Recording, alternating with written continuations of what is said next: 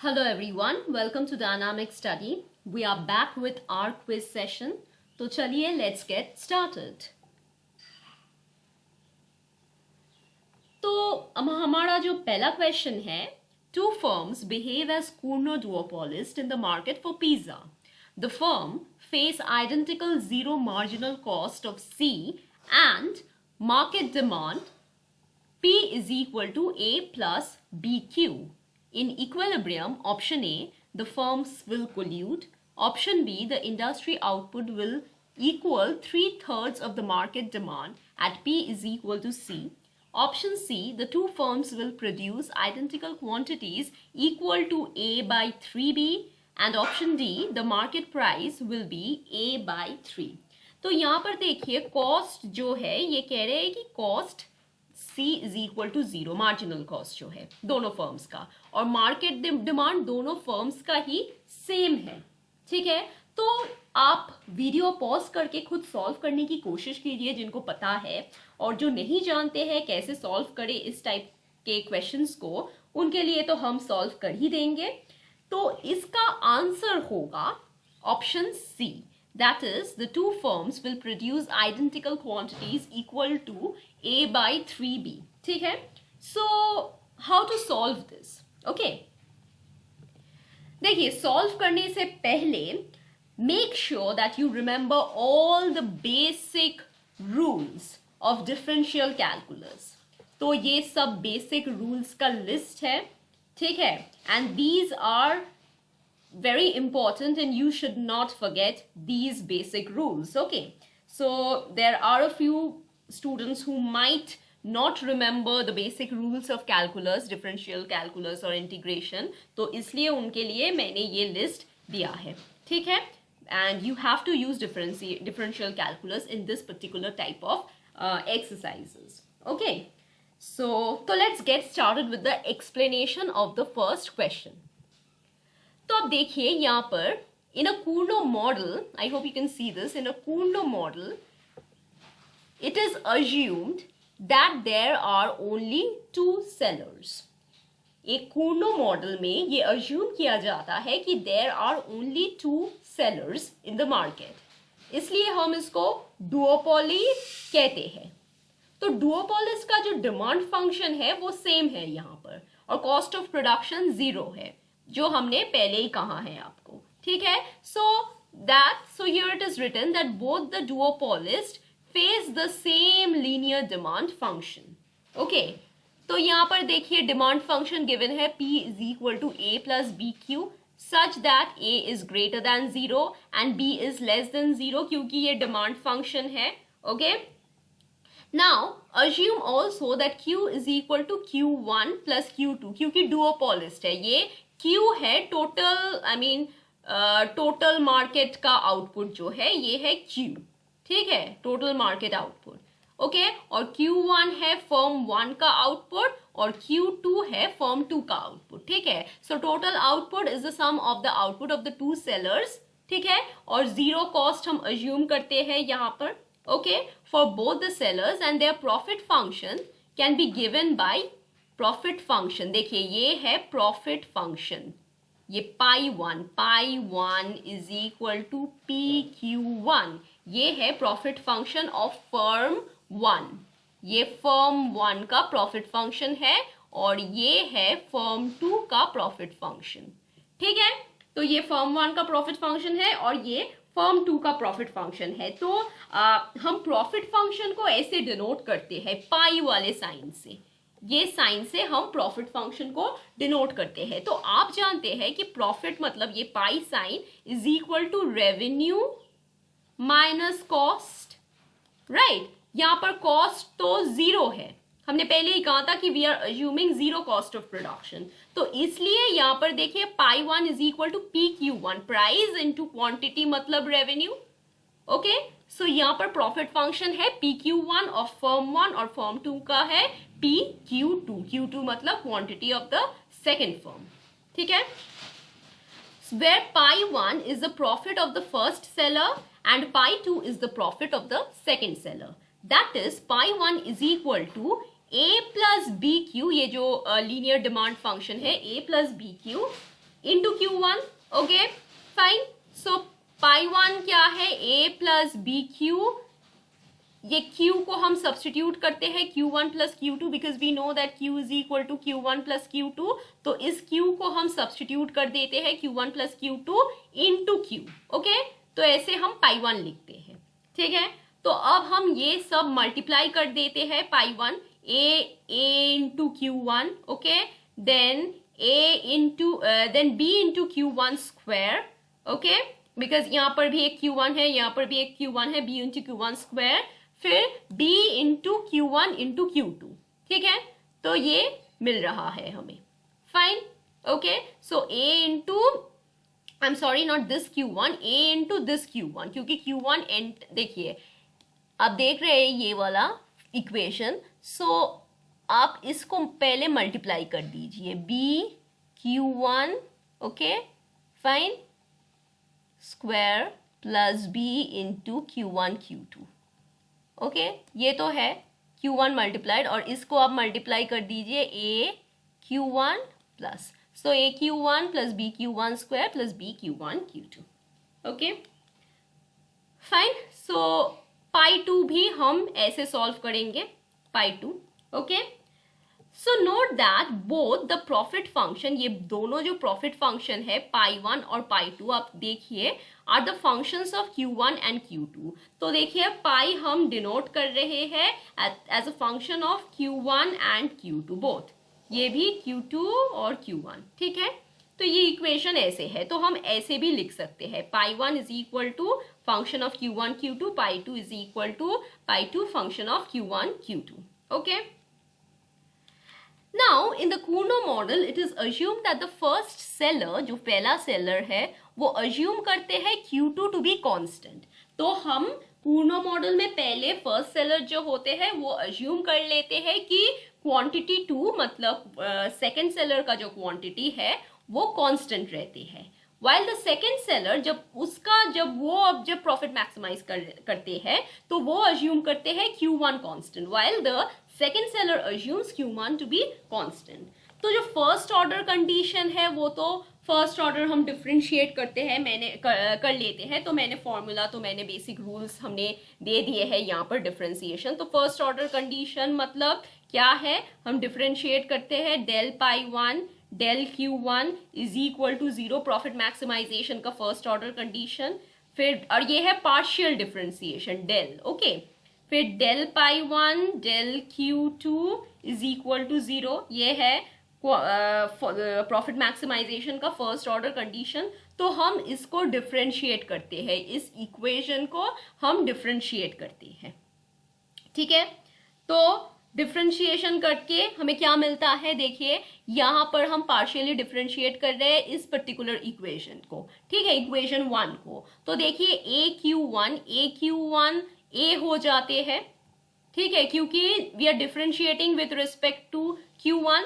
Okay, फिर B Q1 square, तो यहाँ पर भी हम डिफरेंशिएट कर रहे हैं. आप देखिए फॉर्मूला Q1 स्क्वायर, तो यहाँ पर पावर n है तो यहाँ पर n आ जाता है x to the power n minus 1. So it will be 2Q1 और n माइनस 1 मतलब 2 माइनस 1. ओके, तो ये पहला रूल अप्लाइड होते हैं डिफरेंशिएशन का. तो देखिए यहाँ पर AQ1 2BQ1 प्लस BQ2, क्योंकि Q2 कांस्टेंट रहते हैं. So we are differentiating with respect to Q1, तो हम इसको डिफरेंशिएट कर लेते हैं. ठीक है, सिमिलरली हम Q2 को भी डिफरेंशिएट कर लेते हैं. We apply first order condition of profit maximisation. ठीक है, फाइन. तो इसको हम इक्वेशन 3 और 4 कहते हैं. तो इक्वेशन 3 और 4 को हम रिएक्शन फंक्शन कहते हैं of first and second seller. ठीक है, तो अब हम साइमल्टेनियसली इसको सॉल्व करेंगे. Simultaneous solution of the two equation, हम साइमल्टेनियसली इसको सॉल्व करके हमें Q1 is equal to Q2, जिसको हम A/3 भी ये हमें मिलता है. Okay, so this is how we solve the what to say Kuno model sum when we are given with same marginal cost or like for example zero cost marginal cost अगर zero हो, ऐसे इन type के situation में यहाँ पर ये applied होते हैं। और यहाँ पर आप अगर सेकेंड ऑर्डर कंडीशन अगर आप अप्लाई करोगे तो सेकेंड ऑर्डर कंडीशन कैसे होता है, it is del square pi one by del q one square. तो ये 2b होगा, फाइन। और ये मतलब second order condition less than 0 होता है। तो यहाँ पर आप देख सकते हैं pi one is regarded as a function of Q1 and pi two is also regarded as a function of Q2 only. So जो मैक्सिमाइजेशन प्रॉब्लम है यहाँ it involves only one independent variable. और अगर सेकेंड ऑर्डर कंडीशन में 2b मिलता है, आप जानते हैं b is less than 0, so second order condition will also be less than 0। ठीक है, प्रॉफिट मैक्सिमाइजिंग कंडीशन के लिए। ठीक है, okay, so that is how we get it. और यहाँ पर देखिए जो डिमांड कर्व है मार्केट का, ये एक और एग्जांपल है। This is not given in the question, मतलब इस क्विज में गिवन नहीं है, लेकिन यहाँ पर देखिए जो डिमांड कर्व है, मार्केट डिमांड कर्व जो गिवन है, यहाँ पर डिमांड फंक्शन गिवन है। यहाँ पर देखिए कॉस्ट डिफरेंस है, पहला वाला सम में कॉस्ट आइडेंटिकल था या कॉस्ट 0 था। ठीक है, यहाँ पर कॉस्ट डिफरेंट है। तो जब कॉस्ट डिफरेंट होता है तब क्या होगा, जो दोनों फर्म्स हैं, the two firms they ignore mutual interdependence and determine equilibrium output level। तो सिमिलरली हम करती है, लेकिन यहाँ पर देखिए x1 डिफरेंट आता है, x2 डिफरेंट आता है। सभी सेकेंड ऑर्डर कंडीशन सेटिस्फाई होते हैं फर्स्ट ऑर्डर कंडीशन को प्लेस करके। We find out x1 and x2। Okay, the rest of the procedure is same. Here we get two different quantity. Okay, fine, ठीक है। तो चलिए जाते हैं नेक्स्ट क्वेश्चन पे। Question number 2. Collusion in an oligopoly is easier if option A, the number of firms is smaller, option B, the demand curve is downward sloping, option C, the good is a normal good to the consumer, or option D है it is difficult to detect cheating। तो collusion we have studied in the previous slide, हमने पढ़ा है previous slide में। तो ये option A होगा, that is collusion easy होगा जब number of firms जो है वो smaller हो। ठीक है, question number 3, limit output is use. यहाँ पर चारों ऑप्शन गिवन है। Option A encourage competition, B है to create employment in the economy, C है ऑप्शन सी है cause some existing firms to leave the industry, और ऑप्शन डी है deter entry. तो हमने पढ़ा है डेटर का मतलब क्या है, to prevent, okay fine, to prevent entry और प्रिवेंट समथिंग हैपनिंग। तो ये ऑप्शन डी होगा, deter entry limit output. Okay, next है if the firms in an oligopoly collude. जब कोल्यूड करते हैं ओलिगोपोली तो इनमें से क्या होगा, option A each firm makes a loss, option B the profit of the industry is at its lowest, option C they make less profit than in a Nash equilibrium, और option D है the profit of the industry is maximized. तो हम profit maximise ही करने के लिए oligopoly collude करते हैं, right, firms in an oligopoly. तो ये ऑप्शन डी होगा, fine, because we try to maximize our profit. Question number 5.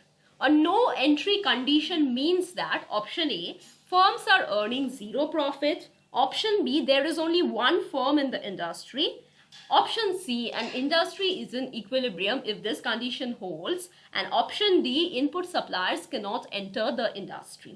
तो देखिए no entry condition तभी होगा जब equilibrium condition fulfill होगा। तो ये option C होगा, an industry is in equilibrium if this condition holds. A no entry condition means, okay, fine. Next है one of the conditions for sustainable collusion. Sustainable मतलब जो फ्यूचर मतलब present को hamper भी नहीं करते हैं और फ्यूचर में भी वो सस्टेन करते हैं, एग्जिस्ट करते हैं। सो सस्टेनेबल कोल्यूशन जो है, sustainable collusion is that collusive agreement must be self-enforcing, and therefore option A must involve each firm producing the limit output, requires a government appointed coordinator, option C must be a Nash equilibrium, और option D है shall be a legal requirement in capitalist economies। तो ये option C होगा, Nash equilibrium. Okay, Nash equilibrium क्या है? It is basically, I've already discussed this in the previous slides. It is basically a set of choices of players strategies. Literal meaning ये है, for which no player can benefit by changing his or her strategy, assuming that the other players keep theirs unchanged. तो ये एक set of choices है player का strategy, जहां पर कोई भी प्लेयर बेनिफिट नहीं कर पाएगा बाय चेंजिंग हिज और हर strategy, assuming that the other players keep their unchanged. Okay, so this is what Nash equilibrium means. Okay, so एक sustainable collusion के लिए the collusive agreement must be self-enforcing and therefore must be a Nash equilibrium. ये जो सम है, ये एक सम है जहाँ पर ये कार्टेल का कंसेप्ट यूज करते हैं. तो I'm reading out the sum. A cartel is formed by two sellers. Both of them have zero cost of production and both of them face a linear demand curve of the form P is equal to 5 minus 0.5 Q. Find the optimum output level to be reached by the cartel to maximize joint profit. तो यहाँ पर देखिए joint profit वो चाहते हैं, ठीक है. Sorry, they want to find out the optimum output, not joint profit. Optimum output level जिसके द्वारा वो अपना जॉइंट प्रॉफिट को मैक्सिमाइज करेंगे. तो इनमें से कौन सा ऑप्शन होगा? ओके, तो जिनको पता है वो वीडियो पॉज करके खुद ट्राई कीजिए, and for the rest I will be solving it. Okay, so answer इसका होगा ऑप्शन ए, दैट इज 5. तो कैसे होगा देखिए यहाँ पर. तो यहाँ पर दोनों फर्म्स गिवन है कार्टेल्स के बारे में. तो वो प्रोड्यूस करते हैं Q1 Q2 amount of output respectively, ठीक है. तो जो प्रॉफिट फंक्शन है, the profit function of the cartel, वो हम कैसे लिख सकते हैं? Pi is equal to P into Q1 plus Q2. Okay fine. तो क्योंकि आप जानते हैं कार्टेल क्या है, right? Cartel is basically a group of businesses or nation that collude to limit competition within an industry or market. Okay, so basically they collude to limit competition. तो इसलिए हम प्राइड जॉइंट, क्योंकि वो joint profit maximisation के बारे में उन्होंने कहा है, ठीक है. So profit is equal to P into Q1 plus Q2. So profit P तो हम जानते हैं, हम डिमांड फंक्शन को पुट कर देते हैं. 0.5 Q था, तो Q इज मतलब Q1 plus Q2 into Q1 plus Q2. Okay, तो ये हम मल्टीप्लाई कर देते हैं तो हमें पाई मिल जाता है. ओके, तो अब हम फर्स्ट ऑर्डर कंडीशन और प्रॉफिट मैक्सिमाइजिंग कंडीशन को हम देख लेंगे. तो यहाँ पर देखिए हम डिफरेंशिएट फिर एक बार कर लेते हैं with respect to Q1 and Q2. Okay, हम डिफरेंशिएट करते हैं तो डिफरेंशिएशन का ये वैल्यू आता है, ठीक है. तो अब हम इसको सॉल्व करेंगे and then after adding 1 and 2, okay, हमें कुछ ऐसा मिलता है 10 minus 2 Q1 plus Q2 is equal to 0, जिसको सॉल्व करके हमें मिलता है Q is equal to 5. Okay, so thus the cartel can maximize its profit if it produces 5 units of output. Similar type of sum you have to apply the concept of profit maximization, first order condition के concept apply करके आपको solve करना है. Okay, so I hope this is clear. Question number 8. If the firms in an oligopoly are able to successfully collude, the combined profits of the firm will be. तो अगर वो successfully collude करता है तो उसका combined profit क्या होगा? A है equal to monopoly profit, B है greater the Cournot equilibrium profit but less than monopoly profit, C होगा 0 और D होगा, D ऑप्शन है, नॉट होगा, ऑप्शन है greater than perfectly competitive firms but less than Cournot equilibrium profit. तो इसका answer A होगा, क्योंकि जब कल्यूट करता है, वो कंबाइन करता है, तो वो एक मोनोपोली टाइप ऑफ का ही मतलब इंडस्ट्री हो जाती है. So it will be equal to monopoly profit. Question number 9. Which one of the duopoly model, duopoly matlab two firms, has the greatest overall, duopoly model has the greatest overall combined profit level? तो इनमें से सबसे ज्यादा combined profit level किसका होगा? ये very easy है. Collusive oligopoly, क्योंकि कंबाइन करते हैं ना, कंबाइन इज द वर्ड, मतलब क्वेश्चन में भी आंसर, क्वेश्चन में ही आंसर गिवन है. So collusive model kind of oligopoly में greatest overall combined profit level होता है. And question number 10 in Stackelberg model, ये बहुत ही इजी है, आप जानते ही है, मैंने पहले ही डिस्कस किए थे ये स्टैकलबर्ग टाइप ऑफ मॉडल का क्वेश्चंस. सो यहाँ पर ऑप्शन ए है, prices are higher and quantities are slightly less than we would see if the firms colluded to achieve the monopoly outcome. Option B, each firm takes the prices charged by its competitors as given. Option C, one firm plays a leadership role and its competitors simply react to the leader's quantity. Or option D है, each firm takes the quantities produced by its competitors as given. So this is option C, one firm plays the leadership role and its competitors simply react to the leader's quantity. Okay, so thank you for watching the video. We will be coming up with more quiz sessions, and so keep on watching, keep on learning, keep studying, okay, and stay safe, most importantly. Thank you. Bye bye.